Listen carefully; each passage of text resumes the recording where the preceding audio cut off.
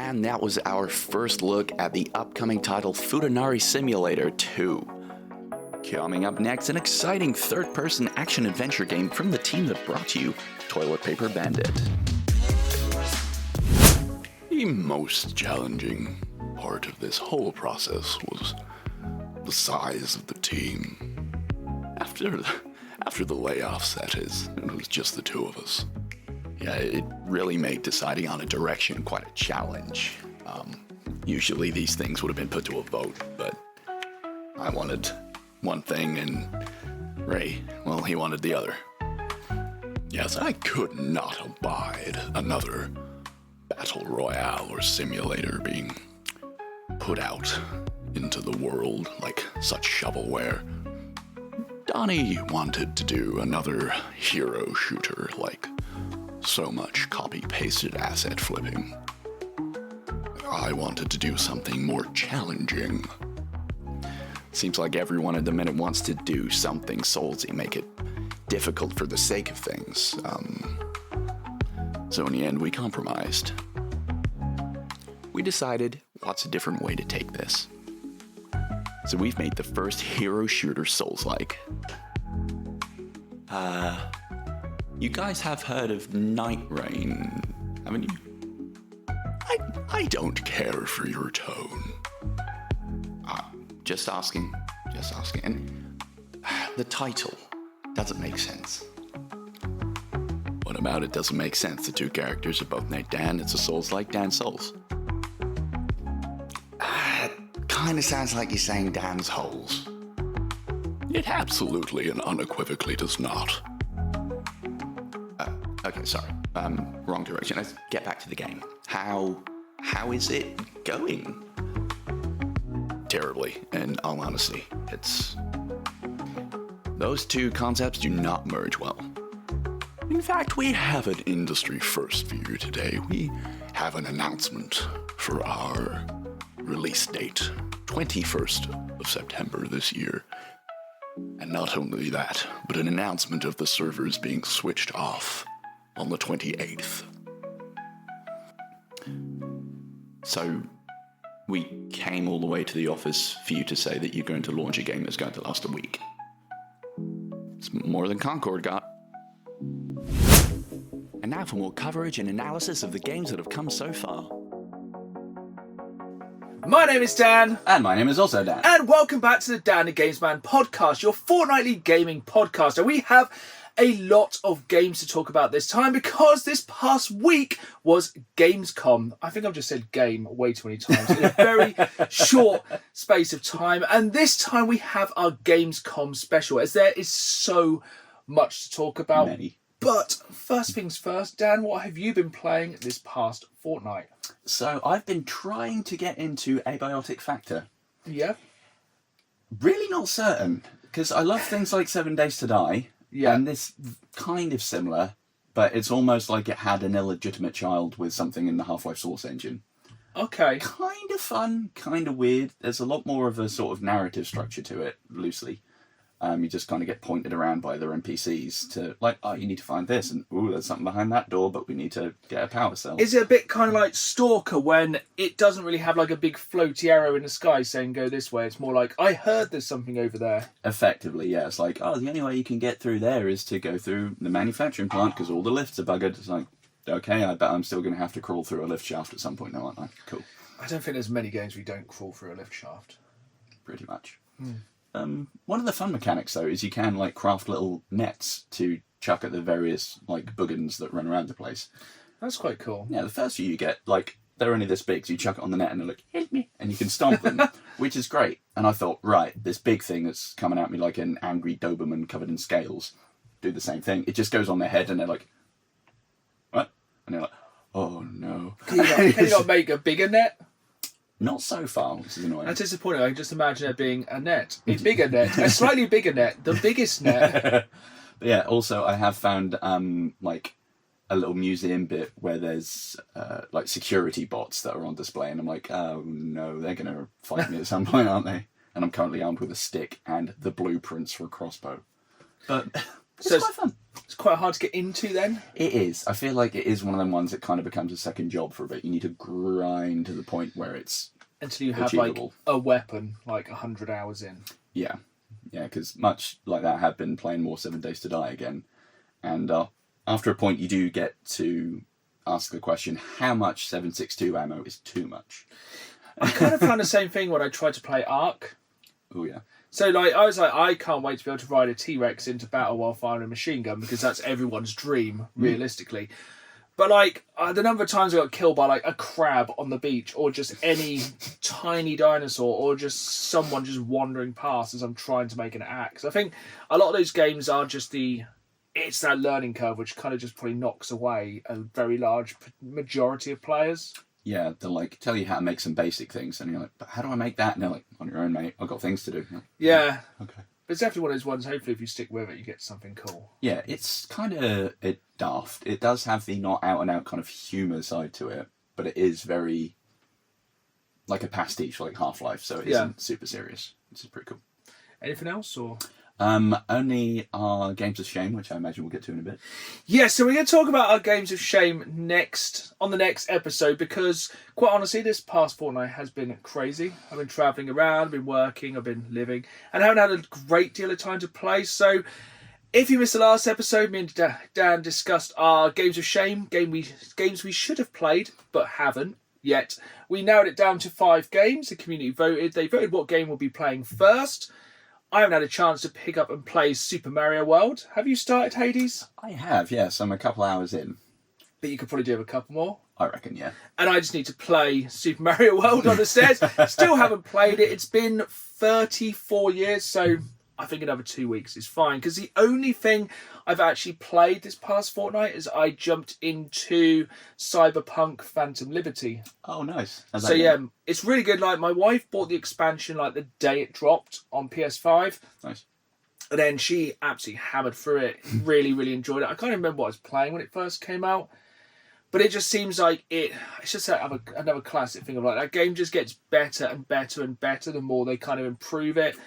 It's just that it graphically runs a lot better on PS5 than if anyone played it when it originally came out on PS4. It was pretty rough. I don't know. It really depends on whether you enjoy suddenly being catapulted into the sky and there being no textures. See, I never really had any problem with that. It's just like basically it felt like it had Vaseline over the screen when it first came out.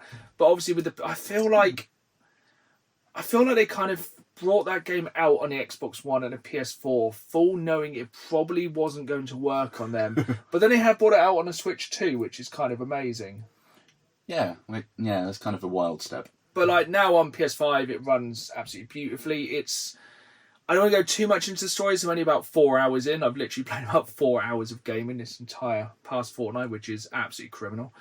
But mainly because we've watched such an incredible amount of Gamescom, but obviously we'll be getting onto that in a bit. And yeah, I'm really enjoying it so far. It's got Idris Elba in. Oh, sweet. So like Idris Elba and Keanu Reeves in the same room per se. Obviously they can't even see each other. If you haven't played Cyberpunk, that probably makes even less sense. Shadow and Knuckles. Yeah. Which is absolutely... it's kind of multiverse. They really should have a crossover event. Dude. But yeah, it's really, I'm really, really enjoying it. Have you played through Cyberpunk? I've gotten a vast majority of the way through the story, and then I just go, ooh, a crime over there. Ooh, a crime over there. Yeah, I very much decided. So I was going to restart the game. So you can either reload your game to carry on from the end, or you can do a fresh play from the end of the game before the DLC, which I decided to do because I originally played on the Xbox One while my wife played on the PS4, so I couldn't take my cross save over, or maybe I can. I don't know. I decided to do a new character, so I just wanted to start fresh, and I've gone full Mantis blades. Yeah. Which, if you don't know, are massive blades that come out your wrists, and basically this is the only spoilery thing I'll say about a DLC which came out about a year ago now, didn't it? Easily. Essentially, at the start, you get a new relic in your head, which with the upgrade thing, it's like a circle. It was always a bit missing at the bottom. It's added that last bit. Some of the skills are pretty mad. Nice. You can go invisible, mate, way longer. You can turn midair. You can, when you kind of fight that enemy in the first game, has a katana, and they're kind of like sliding through the air really quick. You can basically do that now. Baller. It's pretty sick. So I'm doing a full kind of melee build. I like it because it's way more fun. But yeah, that is basically all I've played this week, just because of the incredible amount of Gamescom content I have in Held. But there is also a surprising amount of news this week, which we kind of broke up from just the Gamescom news. Yeah. Should we just go into the most obvious thing straight away? What would that be? Well, Helldivers 2 is now out on Xbox. Woo-woo! The console wars have ended the same days. I think it was yesterday's time recording. Gears of War Ultimate Edition dropped on PlayStation 5 and Christmas. Helldivers 2 dropped on the Xbox. Yes. I think there's been a massive influx of new Helldivers, Many. probably a lot of which wearing because the ODST Yeah. Warbond dropped as well at the same time, which looks sick. It's the first Pretty cool. premium, inverted commas for those not watching the video version exclusive to YouTube of this podcast. It looks really sick. That I'm does. here for it. Like 100%. But I think we've both watched Helldivers 2 Into the Unjust, the next kind of big piece of content coming to the game. What are your thoughts instantly? So on paper, love it. It's going to be like, oh, that's all cool. But from a when you're in it standpoint, it's going to be horrid. So how would you describe this new fresh Hell? A lot more intense and probably very claustrophobic, I would say.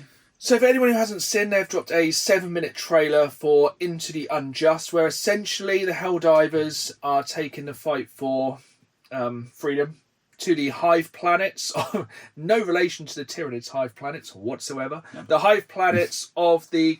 God, what are the bugs called? I don't know. I've really warhammered myself. Terminids, there we go. Yeah. So we're going to the Hive planets of the Terminids to try and destroy them from their home planet. Yes. For freedom and democracy. So there's going to be a lot of it is underground now. There's going to be specific missions where you go into the cave systems, which is cool.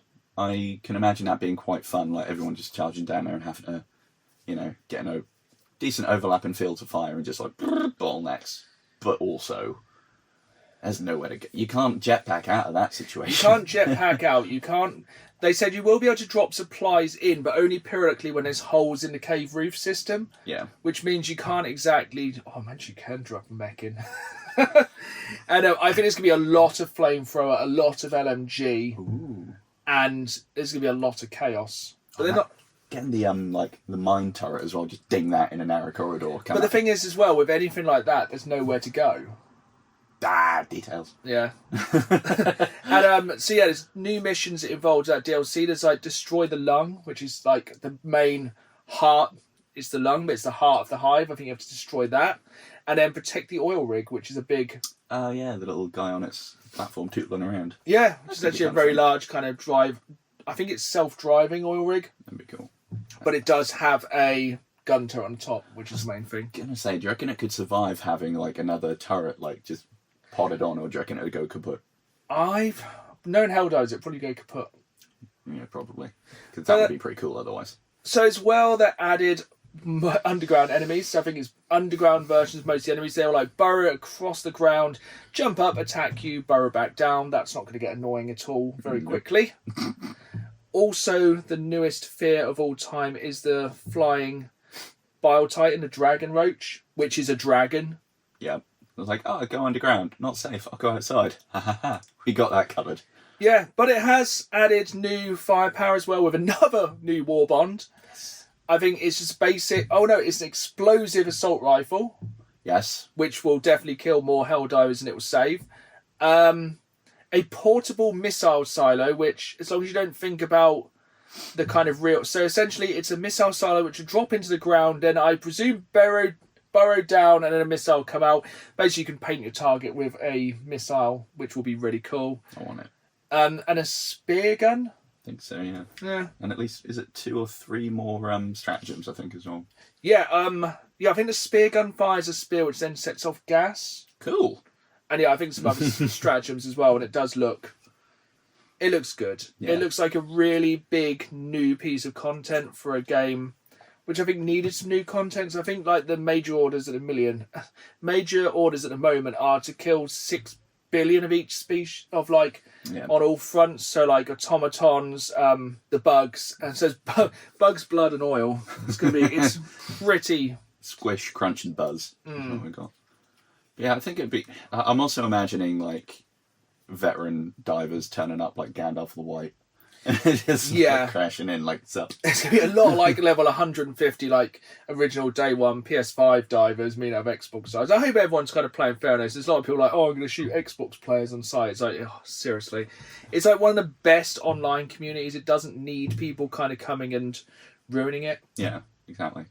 The best ruining of that comes from just stupidly just using your own playing it. stratagems. The best way to ruin that game is just by orbital bombarding every single thing. There's one enemy, call in the £500 bomb. I just remember that guy pleading on chat. It's like, please stop using the orbitals. And we're like, oh, No.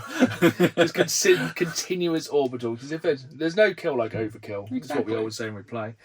We'll just go on to our other game to talk. We talk about every single podcast. So the people who make Vampire Survivors, they've made a new surreal roguelike about shooting human brickheads, and you can play it right now. it is. It's only like £3 or £4, I think. It's mental. Yeah, what's it? Kill the brick guy. Kill the Brick Guy. It's £4 on Xbox at the moment. It's very weird. It does look incredibly weird. It looks like a kind of Pong against human heads, but with like multipliers. It looks like a mix of Pong, Balatro, and Vampire Survivors. Yeah, I was going to go with Breakout if you just played Minecraft and did a big tab of acid. It's definitely a big tab of acid included with every purchase. But yeah, I think it's one of those games that for £4, it's definitely one to go check out. So I can imagine how many hours you put into Vampire Survivors? I think north of 100. Yeah, easy. And it's a game that you can just continuously kind of plough probably very cheap DLC into a game. It's a cheap game to begin with. I'm kind of surprised it didn't go straight into Games Pass, but for the amount of money I've spent, amount of time I've spent in Helldivers per money, because like the DLCs were like £1 or £2, weren't they? The main game was like a few pounds. I think I even bought it even though it's on Games Pass, just like I always have it. Yeah, and the DLCs regularly go on sale. It's like all of them for like £2. Okay.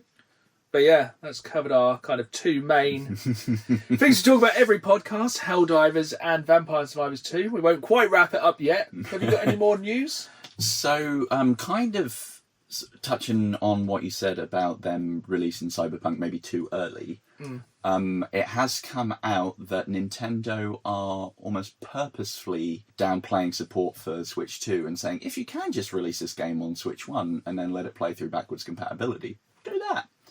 Yeah. It's kind of interesting as choices go. It's definitely interesting. Like, you think they'd be pushing the new software to get people to jump on the new software? Yeah. Because it's kind of like when the PS4 was still... I think they still release PS4 and Xbox One games. I believe so. Yeah, for like some of the games now, it's like, I think it's time to make that... Maybe not with a Switch. I can kind of see what they're saying. But like, I think there has to be a point where they cut it off. I think after a year, they got to stop making Switch games and go on Switch 2. Yeah. Especially if you look at them side by side. Yeah. I'm still yet to actually be physically hands-on with a Switch 2. But I feel like it's a weird one at the minute, because if you're going to buy a Switch 2, if you ever are thinking of buying one, you might as well buy one, because chances are, with how console prices are going now, and how we said last time in the last episode, that the price of the Switch 2 is going... Sorry, the price of the original Switch is going up. Mental. And all console prices are going up. Like, just because there's a good segue, this week PlayStation announced that PlayStation 5 is getting a £50 increase. Yep. Which is just crazy, because consoles are meant to go down over time, not up. Exactly. But I mean, what's going to happen by the time the next ones come out? Or are they going to have to match prices or just be sky high? It's crazy, because I think they will eventually, like, price people out of consoles. Yeah. Because, people are only going to spend so much on a console. Although, you can live for a fair while with that food. Noodles are very cheap. I do like noodles. But yeah, so I kind of stole your story a little bit there. And that actually segues quite well as well. And this is only just like leaks and rumour stuff. But Steam are reportedly going to be releasing an actual console rather than just a handheld. Yeah, because I think we've both spoke outside the podcast how we're both very tempted to pick up a Steam Deck. Yes, want. But then the Steam Deck has been out quite a while now. Yeah. And the thing is, obviously with any PC parts or any kind of console parts really, they're good the day you make them. Yeah. But then 2 days later, someone else comes out. Yeah, already obsolete within minutes. Yeah. And I feel like we're probably going to get a Steam Deck 2, and I wonder if they will make kind of a Steam Deck console hybrid and kind of really go after the Switch 2. That would make sense. And like we've said before, for me, if it was a toss-up between the two, Steam. Yeah. It'd be just more things You on could there that I'd want to play. play just Nintendo stuff or most stuff. Mm-hmm. Which is very exciting. And I'm still got my eye on the X-Rog. My main things, were our regular 2 topics. However, just a sort of threat/opportunity, we'll be doing this whole thing again in about a month, as Tokyo Game Show is at the end of September. Perfect. It never ends. Do you know what? I'm going to jump onto this next story. So I'm going to have to take a very deep breath for this one. So obviously we all know by now that Grand Theft Auto 6 is not coming out this year. And I think every single games company decided, right, we're not going to release any games near the end of this year because there's no point releasing anything at the same time of Grand Theft Auto. Let me start again. So essentially now there are over 40 games releasing in October, over the course of October, to fill that Grand Theft Auto 6 sized hole. And this is where I have to take my very deep breath. These are in date release. I'm not going to say the dates these come out because I will run out of oxygen. There are over 40 brand new games releasing in October. Starting on October 2nd, Ghost of Yotai, then Gigasword, Neon Inferno, Borderlands 4 on Switch 2, Digimon Story Time Stranger, Absalom, Painkiller, Barbie Horse Trails, Battlefield 6, Little Nightmares 3, NASCAR 25, Just Dance 26, Ball X Pit, Pokemon Legends ZA, Keeper, Elf on the Shelf, Christmas Heroes, get in early for Christmas, Escape Simulator 2, no idea, could be incredibly creepy, Bloodlines 2, Jurassic World Evolution 3, Ninja Gaiden 4, Double Dragon Revive, Moonlighter 2, Plants vs. Zombies Replanted, The Crazy Hyper Dungeon Chronicles, Fast and Furious Arcade Edition, Once Upon a Katamari, a prologue, The Outer Worlds 2, Ark Raiders, Terminator 2D No Fate, and Mina the Hallower, all in October. Boy, that escalated quickly. I mean, that really got out of hand fast. And many, there's a fair few on them. I'm like, ooh. Yeah, there's a couple of them. Yes, we're laughing. Probably no one's going to go, there's 40 games in October. I'm going to pick up Elf on the Shelf, Christmas Heroes. But we have a new Pokemon game, a new Battlefield game, Borderlands if you're a Switch 2 player. The Outer Worlds looks fantastic. Terminator 2D No Fate is one of my most anticipated games of the year because it looks sick. And I would like to play Jurassic World Evolution 3, but October... Lordy, that's a lot of games. Yeah, and chuck Ghost of Yotai in, and that's 6 I'm really bugging to play. Yeah. And That's as not a small, gamer, man. there's no way I can play that many games in 1 month. Nah. I'm going to sneeze for the amount of games. He's allergic to all of the content. Oh, God, the thought of not being able to play all those games is making me ill. Oh, no. I'm feeling a bout of sickness from work over October. Oh, but yeah, that's absolutely insane, the amount of games coming out. That's mental. In October. I've got 2 more pieces of news, unless you want to jump in. I think all of my other news is kind of restricted to our Gamescom topic. Although I do have a surprise story I'm going to hit you with at some point as well. Okay, I'll drop my 2 in, because these are definitely kind of very based on the time. So this weekend coming, the... last weekend of August, Sonic Racing Cross Worlds is having an open beta. Ooh. It's available to pre-download now. So if you're listening to this podcast, it is live. Now, it's available all weekend. I'm kind of keeping half an eye on it because I'm still trying to find a game to fill the kind of Mario Kart world hole. Yeah. I do enjoy some of the Sonic Racing games. I didn't really enjoy the tag team one I did recently. But I do like Transformed, and this looks more like Transformed. So basically you're a car, then you're a boat, then you're a plane. That looks really fun. And one last piece of news from me. The relaunch of Skate launches next month. Oh yeah, they got is it an open beta or an alpha? Or... I think it goes into early access on September 16th. Nice. According to EA, and I quote, "It is a living, breathing, massively multiplayer skateboarding sandbox, always online and always evolving." So it's kind of a good and bad thing of that. It's always online. They're going to keep putting content in it. But it's always online. Yes. It's EA. It is a primarily, I think it's 100% an online game. I just hope you can do like skate by yourself while there's other people skating around, That'd be good. rather than have to do a lot of stuff with other people. It looks definitely more Tony Hawk's than Tony Hawk's now. Okay, cool. Like it doesn't look like the kind of more simulator game that I feel like Skate was always a bit more grounded than Tony Hawk's. This one doesn't look as grounded. It looks like you can get hit by cars and they fall over incredibly comically. Check out the trailer. We shouldn't laugh at people getting hit by cars, but that looks quite funny in that.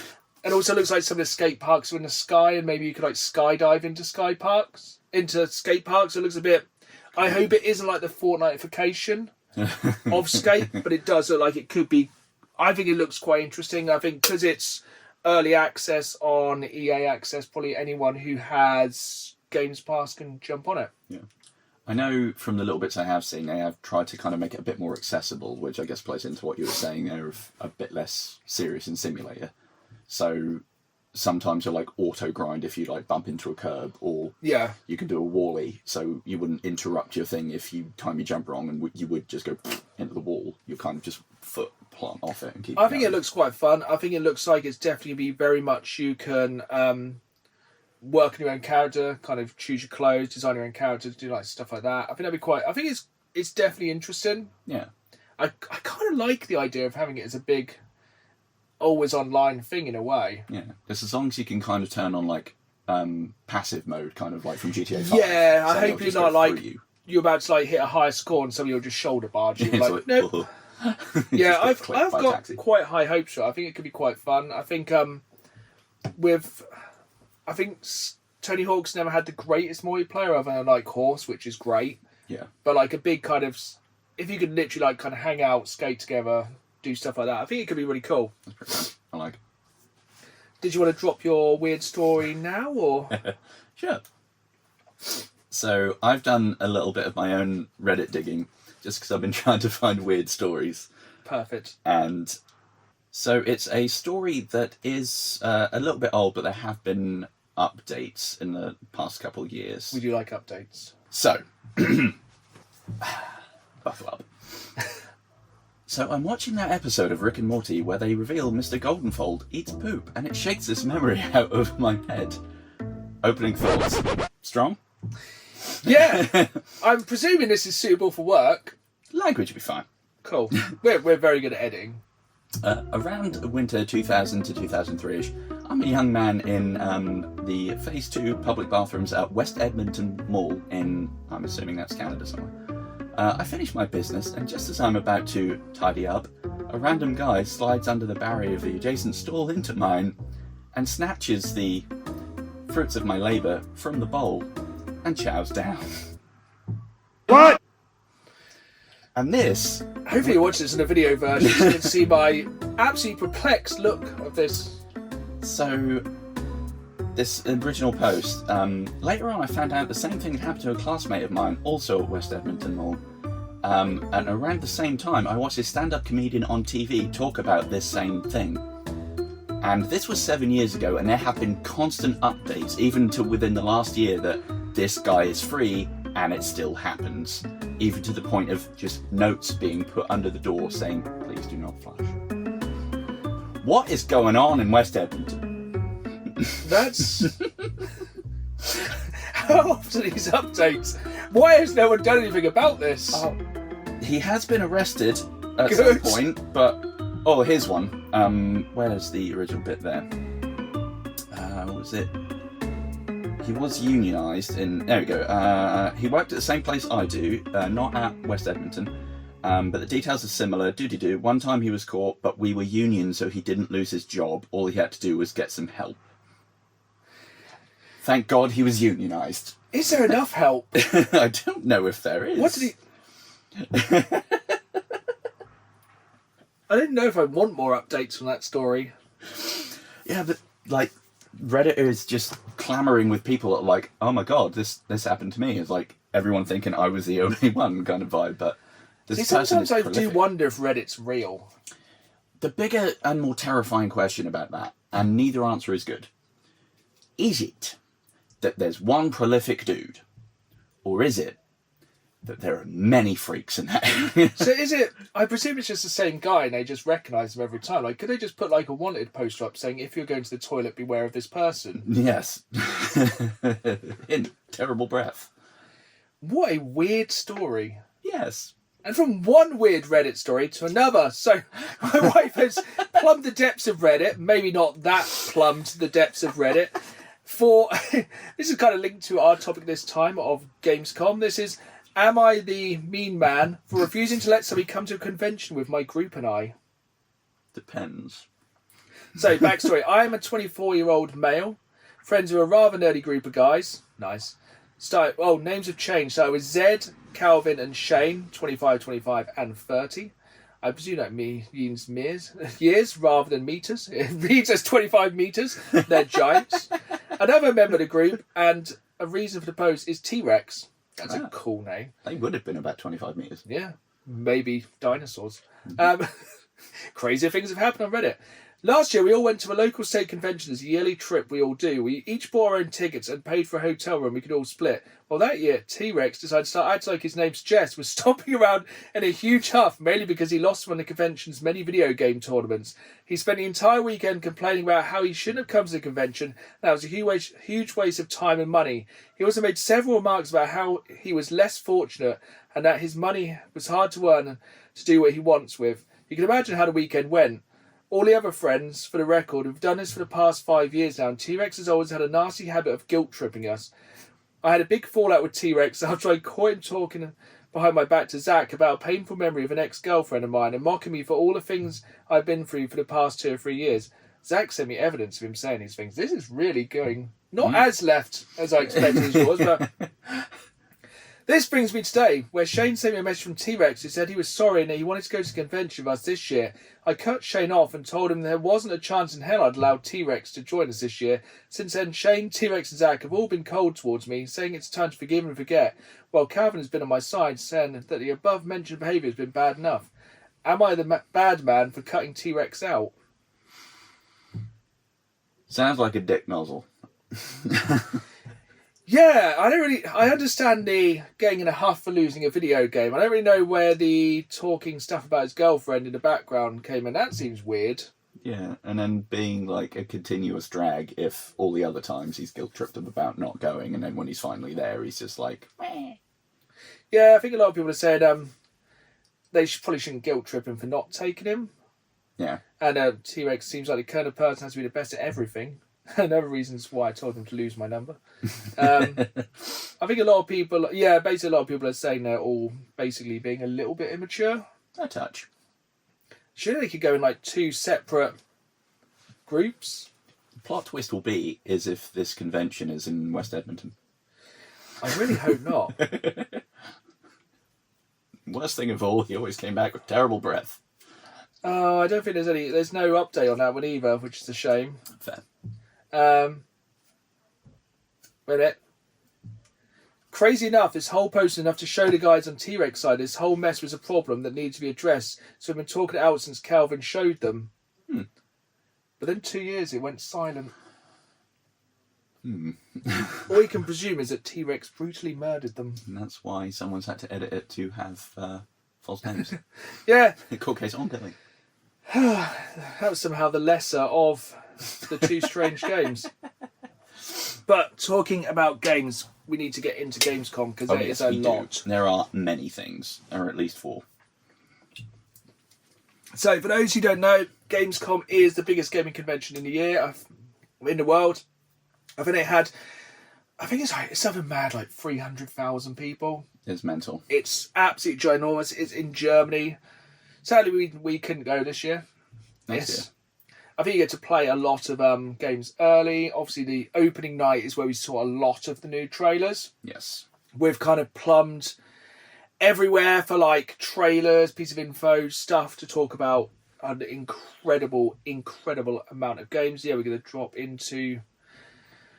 I think we'd probably just start with one of the ones we want to get out of the way first. So we finally got a trailer for Black Ops 7, which is coming later this year. And I think a lot of people complain that Call of Duty does the same thing every year. And they're not doing the same thing this year. I think it could be summed up basically very quickly by the top comment on the YouTube video of the trailer for Black Ops 7 is something along the lines of "Thanks for persuading me to order Battlefield 6." I think it's the most downvoted Call of Duty trailer of all time. Yep. It is kind of weird. I don't know how I feel about it. So it's peculiar. I mean, in some ways it's kind of good that they're trying something different. Yeah, they're doing something different, and it's not just the same staid sort of jingoistic nonsense. There's a bit of weird stuff going on. And this is a direct follow-on to Black Ops 6, isn't it? I think so, yeah. Where we got one of the most interesting... Was it Black Ops 6 where you went into that weird facility and you got gassed, and then you saw the dummies? They look like they've taken that and absolutely ran with it. Yeah. Because it's gone to like Arkham Asylum levels of of like you fight a giant guy as like it looks weird. And it's so strange because like it seems like they've almost fallen back into doing like advanced warfare. Yes. And Black Ops was, 60s, 70s espionage, a bit more not grounded, but it looks not like this. They've taken every single thing that everyone hated about Black Ops, except for that gas bit, put it all together. The only good thing I'd say about it is, at least at the moment, our two biggest military shooters. With Battlefield, we had Break Stuff by Limp Bizkit. With Call of Duty, we had Master of Puppets by Metallica. That's pretty good. That's good. I would rather that than some kind of terrible mumble rap. Yeah, very true. Like, that worked, but... And then people are like, we don't want our silly skins in Battlefield, in Call of Duty. And at the end of the trailer, like, pre-order now for stupid skins. It's like, oh, God. And then they've also somehow annoyed the people who do like stupid skins by saying they're not going to carry over into Black Ops 7.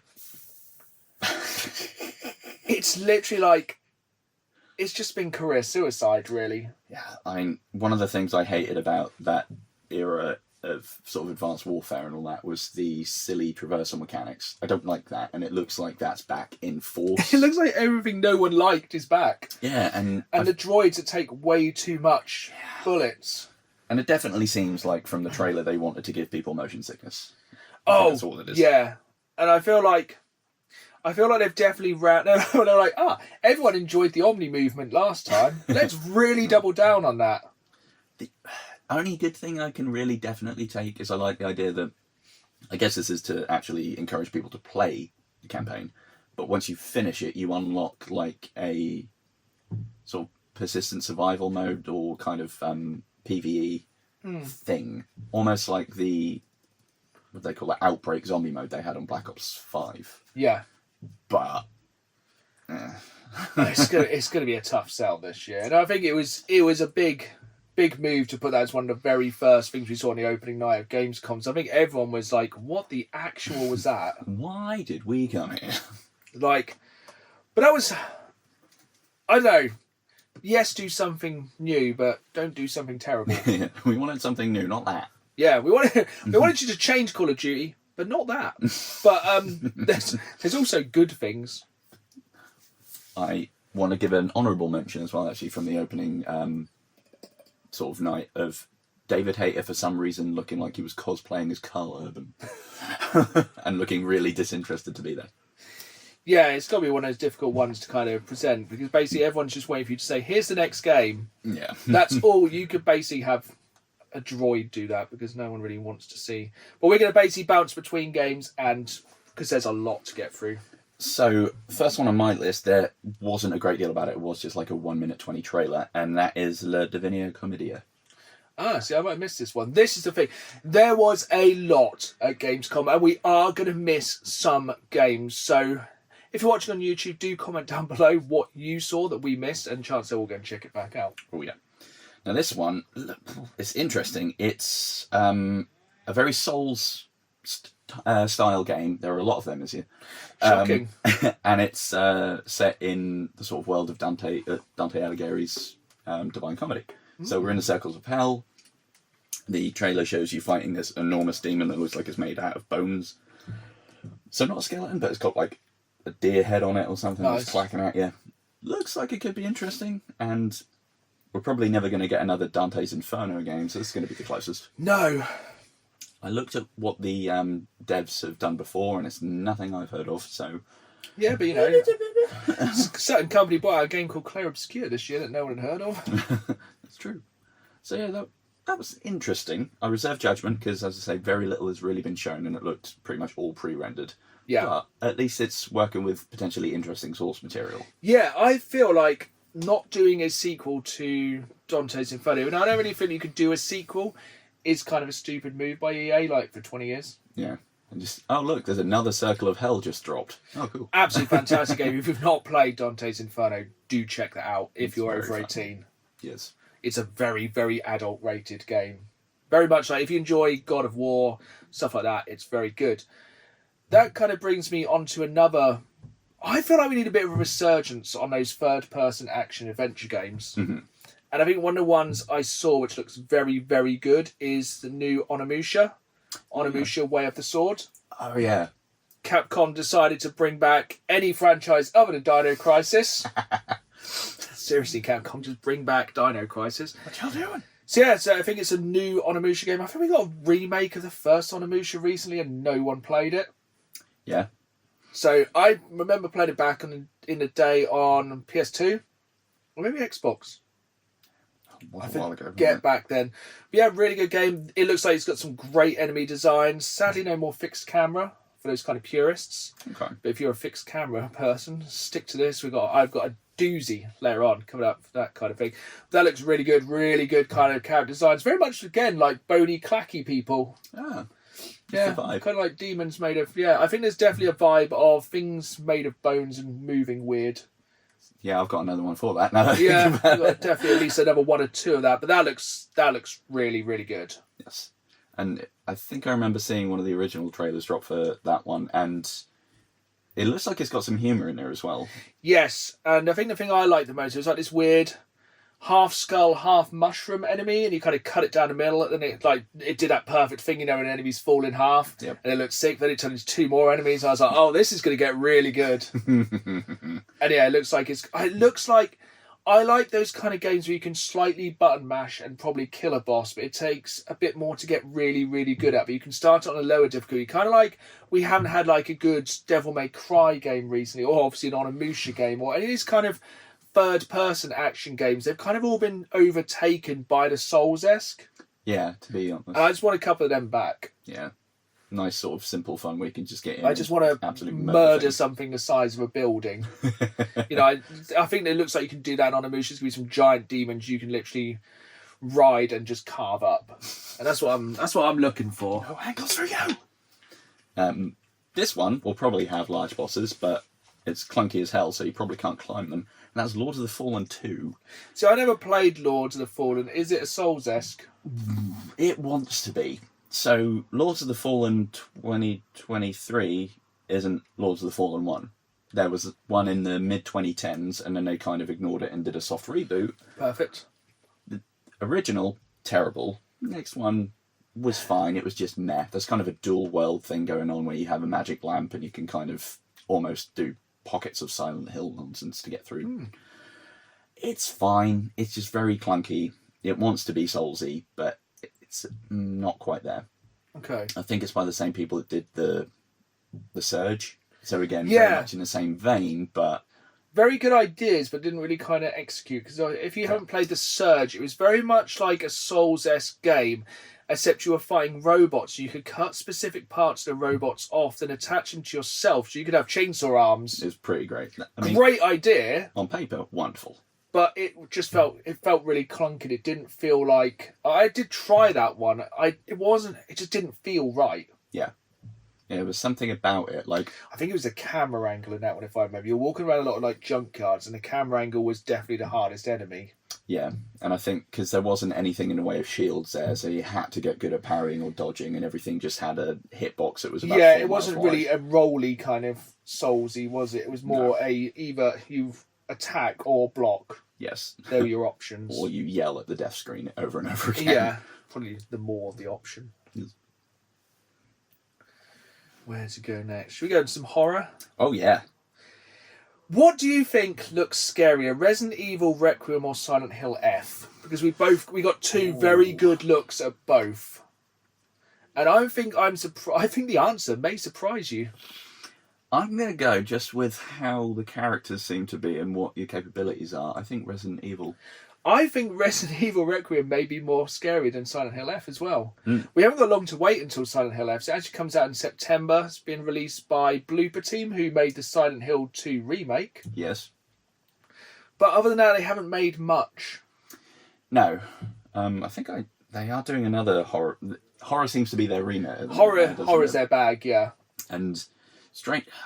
I don't know if I'd agree, but I have heard some people describe Silent Hill F as leaning more towards the constant that it is now, Souls-like, with more combat involvement. I think it's weird because it seems like they've changed. So it looks like Resident Evil Requiem, at least for the part we've seen with the one character, is going to have less combat, and Silent Hill F is going to have more combat. So they've kind of switched it round. Yeah.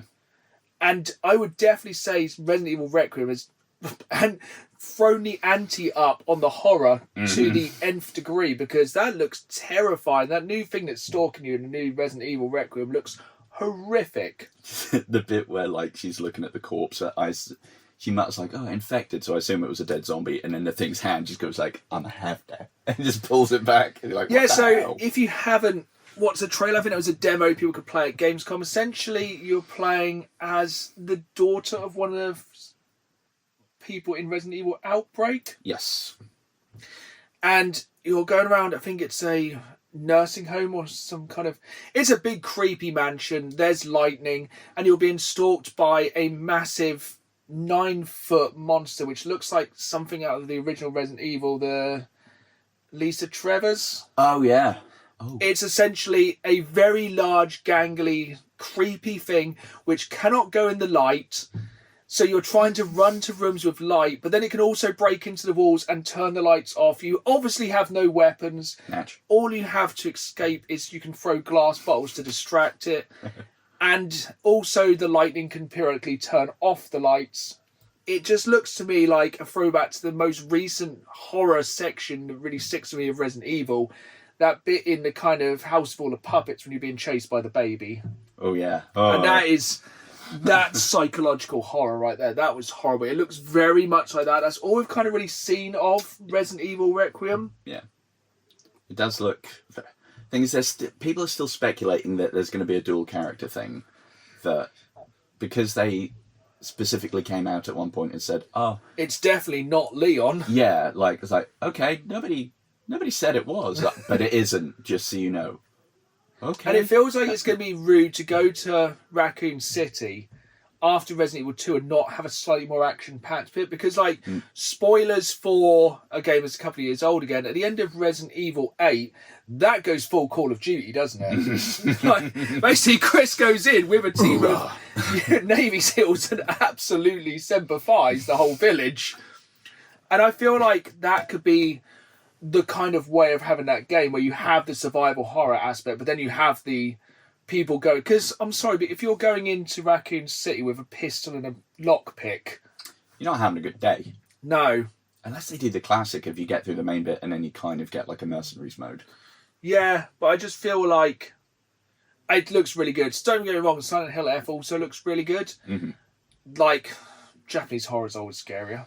Yeah, and they've got the thing that I think I've spoken about before of the enemy seem to have a bit of a stuttery frame rate thing. 100%. And that gives me the whispering poops all the time. And I cannot wait to find out why, in theory, this young girl is in Silent Hill. There's obviously been something. If anyone's ever played a Silent Hill game before, you know there's a reason they're there. They're not just unlucky and have somehow been sent to Silent Hill. They got on the wrong bus. They've done something wrong. So, my next entry in things that are weirdly clacky and also with horror, that is Project Spectrum, which, lol, no wonder I like it. But it's a first-person shooter. It's a PvPvE. Player versus player versus environment. So it's kind of Hunt Showdown-y, but it looks more contemporary. You go into this big haunted house. You're some sort of elite unit.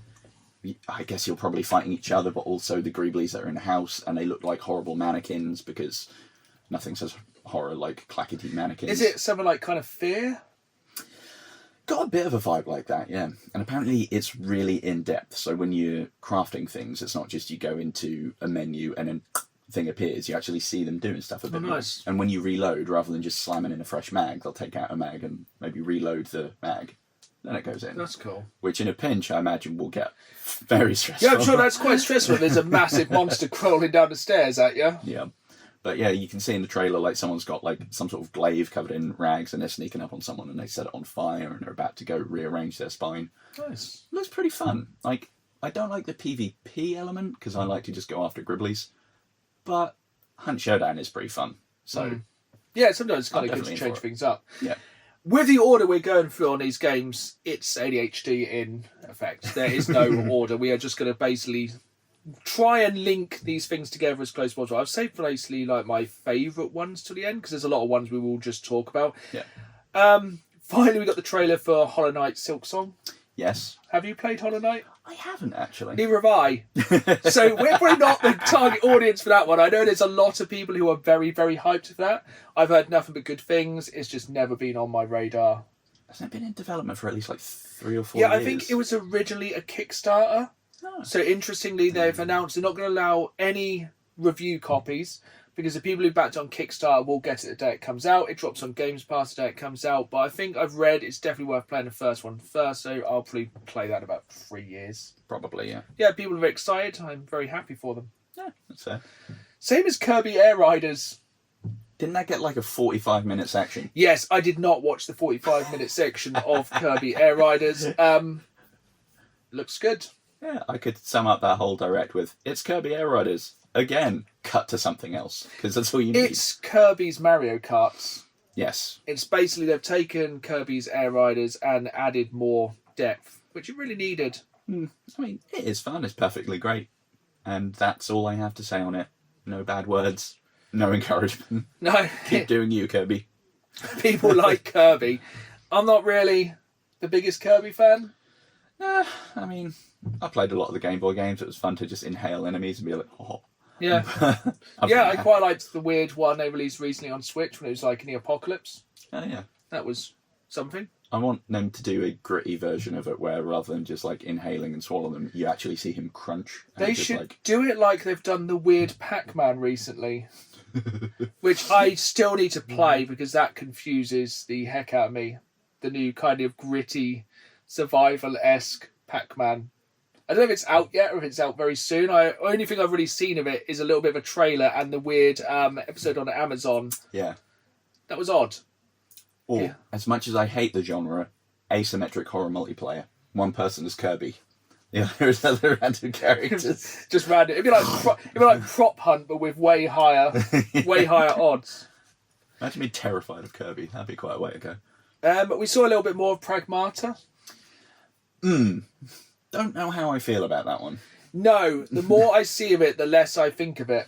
That's fair. If I know the thing on your back isn't an escort mission, but it just feels like having a backpack that's Ashley from Resident Evil 4. I feel like that game has a little bit of the Death Stranding thing to it, where the more I hear about it, the more I'm confused and the more I'm not sure. Yeah. It's like, I should have more questions, but what I have is more answers. Speaking of, I think the thing that I should have done with this with a horror. If you follow me on social media, you'll see recently I shared a weird teaser clip that the Pokemon company released of what looked to be a found footage Pokemon horror. I would have been so there for that. And I was like, oh my, are we getting a dark, gritty Pokemon kind of reimagining a la like found footage horror? That'd have been so good. No, we didn't. It was the most contrived way of like announcing there's gonna. It was Pokemon Legends ZA Case of the Sweet Scent Incident, and it's basically just a mega evolution of Vileplume.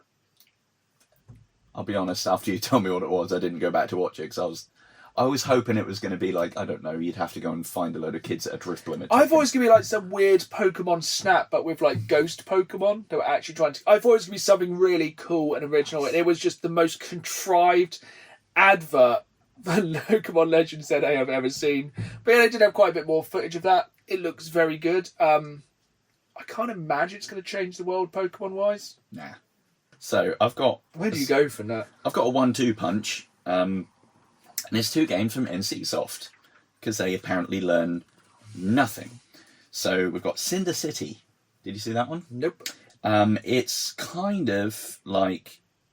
I'm going to insert a bleep in this one just because I think it's necessary. It looks kind of like Cyberpunk The Division. It's... I can't wait to see what we bleep. It visually very pretty, but it's just you're tooling around on motorbikes. You've got your generic shooty things. It does have a very Division-y vibe, but it's another one of these sort of online service, horrible-looking cash grabby games. Yeah, that sounds like it's going to last a month tops. Yeah, and then there's the other one, Time Takers, which I guess it's very honest that it will just take up your time, and that's all you'll get from it. It's a team-based hero shooter thing. Looks kind of like Overwatch. Oh, why is anyone making team-based hero shooters anymore? Marvel has won. Yeah, it's like knock knock. Have you heard of Concord? It didn't go well. The top comment, or one of the top comments, was along the lines of, "Do we have a date for the servers being turned off yet?" There's literally no point. We might as well announce the Dan the Gamesman hero shooter now and just cancel it and be done. You can play as 2 great characters, Dan and Dan. The skins are just us in different t-shirts. Yeah, it's just different t-shirts. The arena is the sofa. That's it. It's cancelled. Special just talent. save It's the hot. millions. Oh, fair. Just save the millions. Just announce it, cancel it. I guess it's just a tax break. It's so annoying because like they've obviously got some talented people working on it because neither of these games look bad, but it's just like, bruh. It's just an absolute waste of time. I just can't imagine.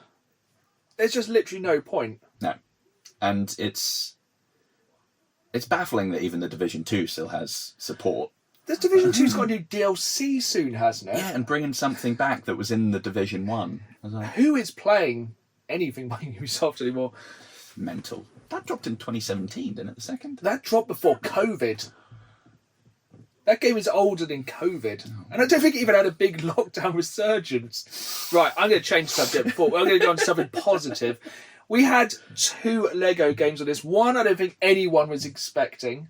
We saw more of Lego Voyagers, which is honestly one of my most anticipated games. It's pretty good. It's essentially, we have spoken about it here before, it's a only co-op game, either local or online, where you both play as a 1x1 Lego brick and have to solve puzzles in an actual Lego world. It looks absolutely fantastic, but the new Lego game, which got announced at Gamescom, which is probably the last thing we expected, was Lego Batman Legacy of the Dark Knight. Oh yeah. So essentially we're getting a follow-up to Arkham City, but in Lego. It totally looks like just somebody It modded looks it. so good. Open world. The combat looks Arkham-y. It's Arkham Combat with Lego characters, and I thought, by the time you're like, okay, Legacy of the Dark Knight, they're going to do the 3 Dark Knight films. But in the trailer, we've got bits from the original, 80s Batman films. You've got, who was the first Joker? Jack Nicholson. You've got Jack Nicholson, Joker looks like when they robbed the bank in that one. Yeah. Then you got bits of the Penguin in the Batman. Looked very much like there was just a half-second frame of, not as in Red Hood, but the Red Hood. Yeah, I think the demo that was confirmed, the Red Hood was in it. Nice. That was playable there. And then I'll let you finish off with the last part of the trailer, which is the best part. Bane is being voiced by our Lord and Saviour, Matt Berry. It's just absolutely perfect. It looks absolutely fantastic. It has full local co-op. It's just basically an Arkham game with... It's what was that Arkham game they released recently? Was it Arkham Knights? Oh, Which had, Gotham Knights. Gotham Knights, which had that was a Red Hood and other people, wasn't it? Mm-hmm. And I don't think, that was a great idea, but this looks like they've just taken that idea, absolutely ran with it, and absolutely perfected it. Yeah, it looks amazing. I cannot wait for that one. It is one of my most excited things. Even seeing the detail in it, watching the little Lego Batcape get wet in the rain. It It's like, what looks the hell? incredible. It looks so good. It's 2026, isn't it? Mm-hmm. I'm excited. We'll probably do a playthrough of it. That'd be amazing. It will be really good. We are getting there. And this is going to be a long one today. Have you played any of the either video or tabletop Masquerade? No. Vampire the Masquerade. No, but aren't we getting a sequel after a small while? Yes, Bloodlines 2 is dropping. I think it entered development hell for a while, and now it's been taken over by, is it Chinese House? Devs, the people that did Still Wakes the Deep and Nice. other things. Very good game. You haven't played it. Need to finish it myself. Thing is, I think it looks very evident it's been in dev hell, because it looks a bit 2000s-y with how it seems to Isn't play. it like a 20-year-old game now? Effectively. And also, there's been some controversy around it already. Perfect. 6 classes you can play as, unless you buy the standard. Is it 3 or 4? No, that's it. You get 4, unless you get the premium thing that's about £100, and then you get access to the other 2 Are classes. they the good classes by any chance? Probably. Yeah. They will probably be the ones that are actually fun to play as. So that's not ideal. I mean, it looks like it could be fun. There's some limited character customization. You can't do a huge amount, but I think you can pick your clans as well as classes. And then it's just vampire gubbins.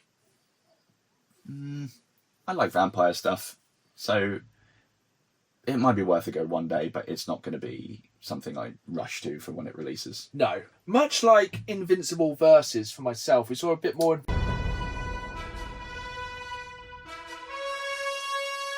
Versus, I really like it. I can understand why they're doing a team-based fighting game, but I think everyone really wanted an RPG or something else. That'd been much better. Or like an open world kind of Spider-Man-esque game. You know, kind of, if you've got Insomniac to make a game. So good. With Destructibility, not really the game I want.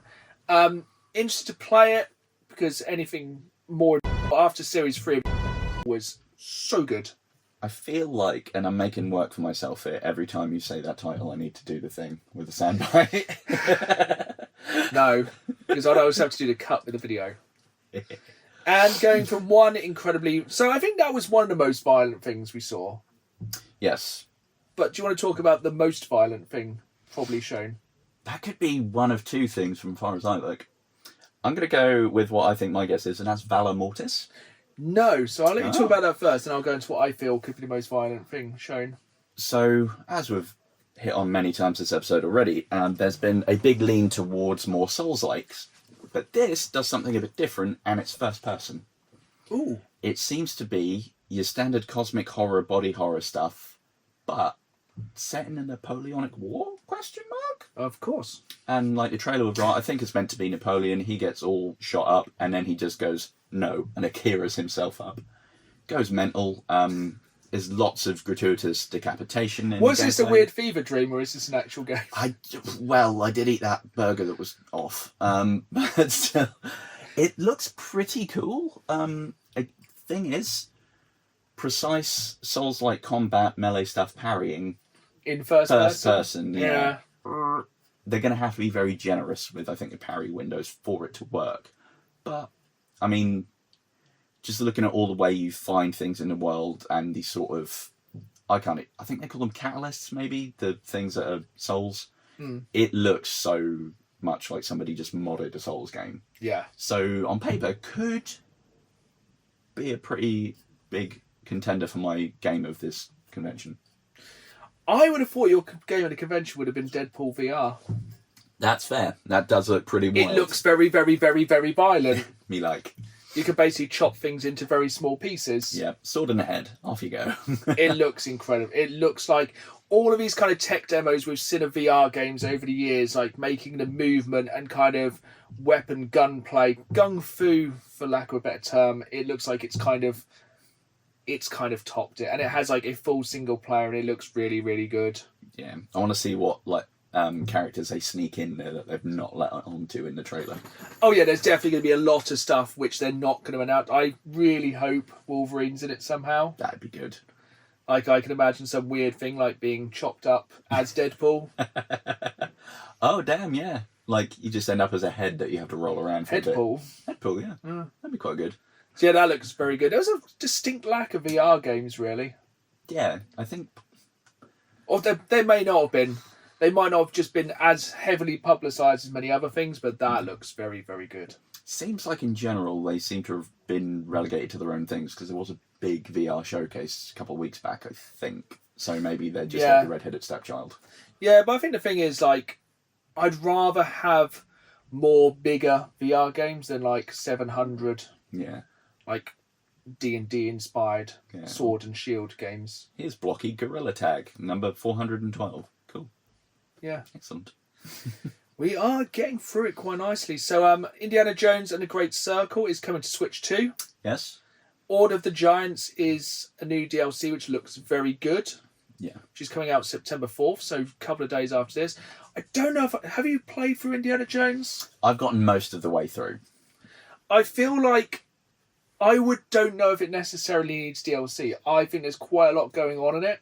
I couldn't personally be bothered to do a lot of some of the side content. I know some of it was some of the best. Some of it was very much just go and find some stuff and bring it back.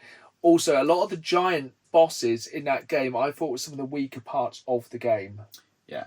Personal opinion. I liked punching Nazis. That's good.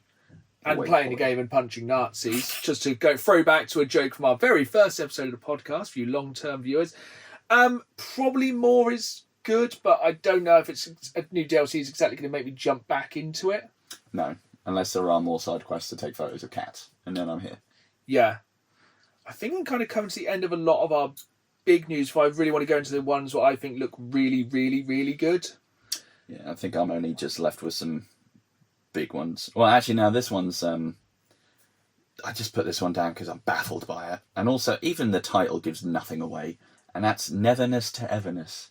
That's a great name. It's the most nothing of titles. And I genuinely cannot tell what it is. Brilliant. First, like, is it a race? Is it a Grand Theft Auto clone? Is it... Oh, it's some sort of weird third-person... like horde hack and slash thing, and it is the most anime thing that ever animated, and I have no idea. I don't even know what platform it was on. It could have been running on a blooming shoe, and it's so confusing to look at. The title gives you nothing, the trailer gives you nothing. I like when games... It's been a while since I've had a game that's done that, which just makes no sense. Do you know what? Advertise to be damned. Here's some stuff. Okay. I think it's just a couple of like more kind of random games that I want to talk about, and a couple of TV shows, and we'll go into like our kind of most hyped. Nice. So, High on Life 2, I was not expecting that. I didn't finish the first High on Life. I enjoyed the humour, but it did kind of grate on me after a while. Yeah. As does Rick and Morty. I can watch it for an extent of time, then it kind of annoys me. If you're a massive fan of Rick and Morty and you haven't played High on Life, what do you do? You will absolutely love it. It looks like it's some interesting new guns, but I always found with High on Life, every gun that wasn't the knife wasn't as funny. Yeah, it's like the best leg day exercises are on like chest press. It's kind of like that. Yeah. Why is that when knife? It was basically a game where the guns were mainly kind of your companions, and they were all voiced by the same guy from Rick and Morty. Yep. I don't know if he'll be back for the second one after events. Yeah, whether they'll get the guy that's taken over the voices. Yeah. Probably. But yeah, that looks quite interesting. And then I think the last one before we go into like our really, really anticipated games, which is either going to be the point where I'm going to have to buy a Steam Deck, or I'm going to have to buy some form of PC, is because this is one of my favourite PC game franchises of all time. I played the first few a large amount, and that is Dawn of War 4. Yeah. Warhammer 40k Dawn of War 4. Clank, clank. It looked good. It looks very, very good. It looks like basically they're going to go back and sort the problems out of 3. Mm-hmm. Dawn of War original, recently been re-released on Steam, absolutely incredible. Yep. They changed the intro cutscene, I think, on the remake, which does annoy me. I don't think the Space Marine just screams for no reason, which is one of my favourite bits, the original kind of... But yeah, I love... That's probably my favourite way to play Warhammer. It is very enjoyable. Because essentially then you can have all the minis you can't afford, because it probably costs about £40,000 to build a Warhammer 40k army now. Yep. And then you haven't got to suck at painting them. Yeah. And It looks absolutely incredible. I'm well here for it. I think there's 4 single-player campaigns in it, which, let's just guess, will probably be Space Marines, Orcs, Chaos. Necrons. And I think it's Necrons. I think a lot of people are annoyed there was no Eldar because they suck. Yeah. Not to a fan be fair, of Eldar. the people that probably wanted the Eldar are the ones that wanted the Eldar. So Yeah. But I think they... Whew, that is a lot. That was a lot of stuff. Actually, no, there's one other one which somehow snuck into my most wanted list, and that is World of Tanks Heat. I didn't even bother watching that because World of Tanks goes in the background for me. I thought it looked all right. Yeah. It's 10v10 hero shooter because we've just ragged on them for about 10 minutes. But in World of Tanks, I think it would probably be all right. I'm sure the 20 people playing World of Tanks will enjoy their 10v10 hero shooter. But then I think we are basically down to our really, really highly anticipated games. I think there's going to be some crossover here. I'll let you go first. So, my first one is going to kind of almost link on from talking about 40k because it's developed by Saber Interactive, and that is John Carpenter's Toxic Commando. Please do not be bad. I know, right? It looks like it's going to be so good, but just do not mess it up. It looks so good. So, Saber Interactive have recently made Space Marine 2. Mm-hmm. Good. They also made World War Z. Good. So basically they have perfected the technology of here is a million enemies, kill them. Yeah, here they come. It's your problem now. And I'll let you explain because I've watched quite a lot of this one as well. It just looks over the top, first person shooter kind of 80s B-movie horror kind of vibes to it. It's just guns, chaos, gore. And vehicles. Vehicles where you have to... It looks like tow vehicles out of places sometimes. So I'm assuming there's going to be an element of some free roaminess. So I have watched some demo footage of this one. Essentially, you normally have to get from point A to B, a la Left 4 Dead, Back 4 Blood. Mm-hmm. But because the world's been taken over by the slime god, actual name, the world is shockingly slimy. That makes sense. So that's why you have to kind of winch your vehicle to get across like the slime bits. But it's Cool. they're not really just zombies either. They're kind of like tentacly, eyebally, nasty ghoulies. Yeah. And it just... So the only reason I play any Call of Duty anymore is for the zombies mode. And this looks like they've just gone, okay, we've figured out hordes properly, because even the hordes in zombies mode don't really work that well. And then gone, sod it, let's do zombies better than they do. Let's do it better than Killing Floor. Yeah, it looks like... Which zombies was it? It was like so 80s it was unreal. Oh, crikey. It's been a while. They're starting to blend together for me, to be honest. But yeah, it looks absolutely fantastic. It's a please do not mess this up kind of jobby. I don't think it's going to be for everyone, but I feel like probably a lot of the Space Marine and World War Z community will probably jump on it. I'm feeling if it drops at a budget price, it's going to really help it. Yeah. And if it drops on Games Pass or PlayStation Plus, I think it could get a real kickstart. But I do have concerns about it. But I feel everything I've said about it looks like a game that was made for us. Yeah, 100%. But I don't know if it will be for everyone. Yeah, it's one I'm excited to try. I'm hoping it doesn't let me down. I did see a lot of people saying like it's very difficult near the end of levels, ammo's limited, which isn't really what you want in a game where you are mowing down hundreds and hundreds of enemies. Yeah, especially when so many people in the trailer are just like hip fire like, ah! But yeah, it looks great fun. I'll get my kind of wild card here, and this is speaking of games that are made for a very small group of people. This one is even smaller group, and that is Battlestar Galactica: Scattered Hopes. That one missed. What? Did you ever watch Battlestar Galactica? OG or newer? Remake? Well, new one. I didn't actually. From about 20 years ago. So essentially, the idea of that, the Cylons have destroyed Earth, and everyone in Earth has got into spaceships and essentially is making their escape in this massive fleet, which is kind of headed by the Battlestar Galactica. Makes sense. So they're being tracked by the Cylons, who are trying to wipe out the remnants of humanity. But it takes them, I can't remember the exact, I think it's 57 minutes it takes them to track them each time before they have to jump before the Cylons find them. Oh. And essentially what this is a roguelike where you're trying to, by the looks of it, keep making these jumps to stay ahead of the Cylons.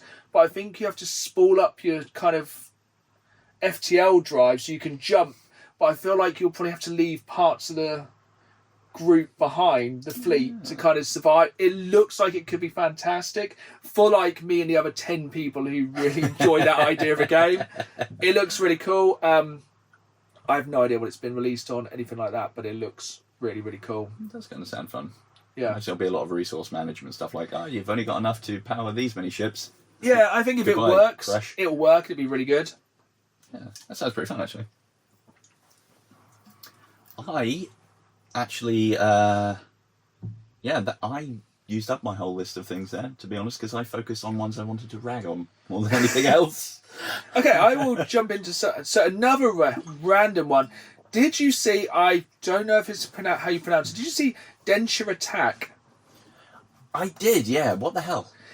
So there's a 90-second trailer. It looks like you're kick-flipping trains, and it's like a mix of Tony Hawk's Jet Set Radio and Sunset Overdrive, the game that everyone should play who hasn't played. Sunset Overdrive is one of the greatest games of all time. Very fun. It looks a bit like Subway Surfers, but like it has wall running, kick flips, and you ride a Ferris wheel through the sea as a train, and somehow it has bosses. It looks like one of the most weirdest, bombastic, kind of extreme things ever. It looks weird.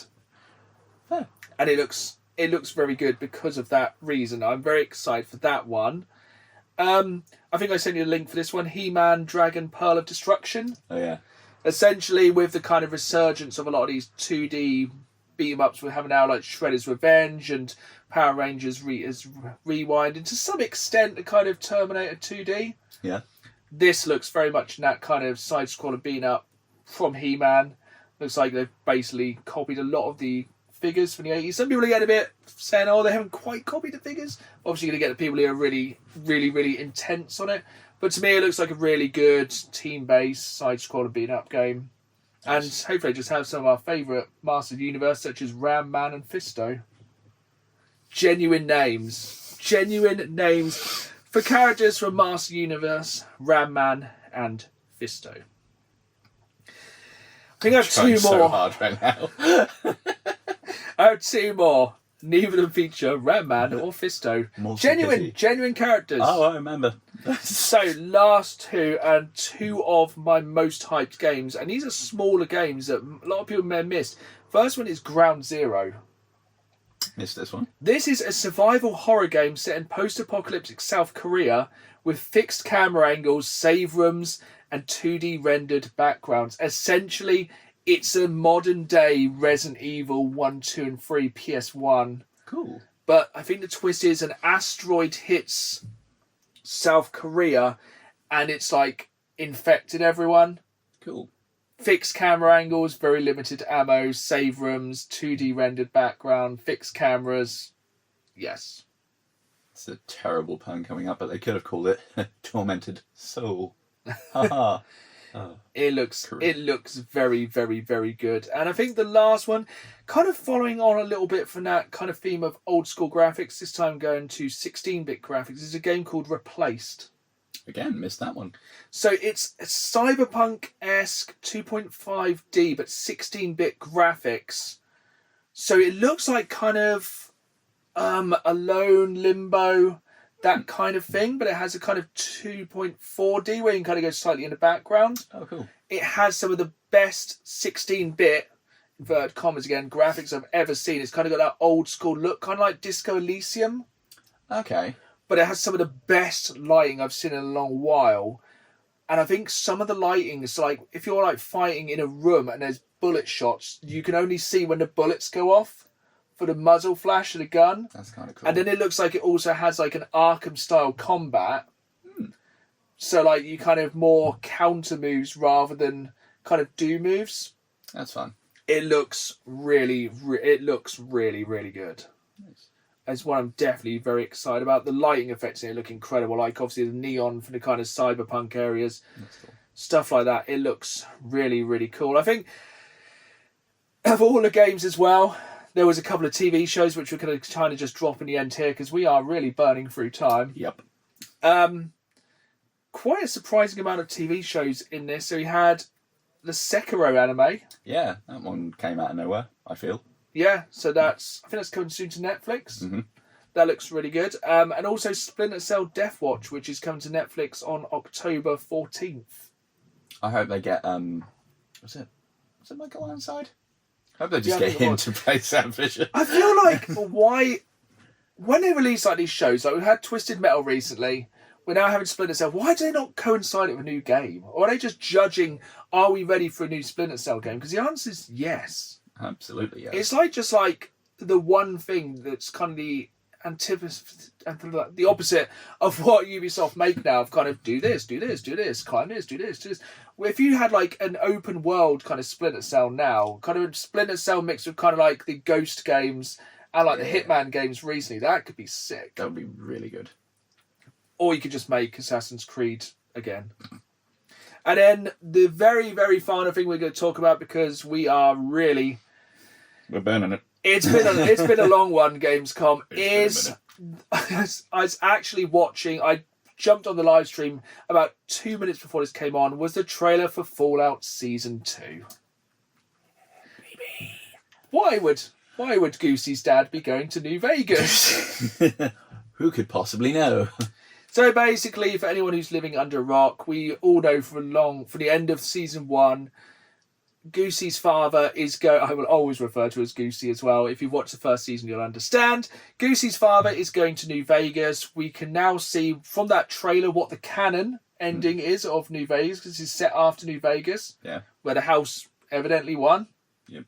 It looks like he's going to have some very interesting kind of flashbacks to the Ghoul kind of pre-nukes in New Vegas. Have you watched the trailer? Yes, but I really need to drill into what I was. It does seem to give a lot away, including the fact obviously we're going to have Caesar's Legion, and also there's going to be a Deathclaw, at least one Deathclaw, because it wouldn't be New Vegas without a Deathclaw. Yeah.